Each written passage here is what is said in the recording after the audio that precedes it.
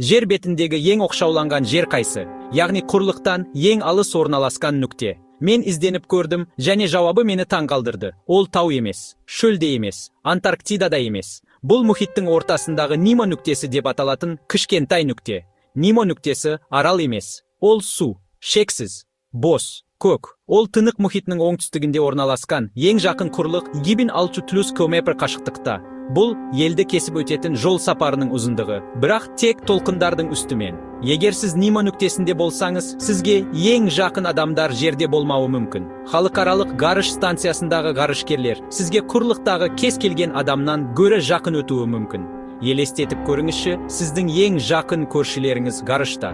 Теңізшілер ол жерге сирек барады. Ұшақтар одан аулақ болады. Оялы байланыс жоқ. Жолаушы кемелер жоқ. Тынығуға арналған аралдар жоқ. Тек су, жел, өз ойларыңыздың дыбысы. Біз оны мұхиттың қол жетпейтін полюсі деп атаймыз. Қол жетпейтін, оған жету қиын, онда өмір сүру қиын, тіпті елестету де қиын. Дегенмен оның маңызы бар. Ғалымдар мұнда ағыстарды зерттейді. Ғалымдар мұнда пластиктің таралуын зерттейді. Ғалымдар мұнда теңіз тіршілігінің жасырын қоныс аударуын зерттейді. Бұл ескі ғарыш кемелерінің зираты. Агенттіктер құлап жатқан спутниктер мен ғарыш станцияларын дәл осы жерге бағыттайды. Себебі бұл адамдарға соқпай құлаудың ең қауіпсіз жері. Тіпті технологияда жалғыз қалады. Барғыңыз келе ме?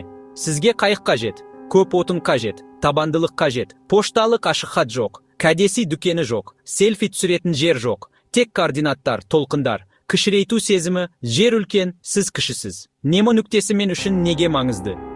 Өйткені шулы әлемде бұл жер шынайы тыныштықтың бар екенін дәлелдейді. Бұл біздің планетамыздың әлі толып кетпеген, ақшаға айналдырылмаған, контентке айналдырылмаған бұрыштары бар екенін еске салғыш.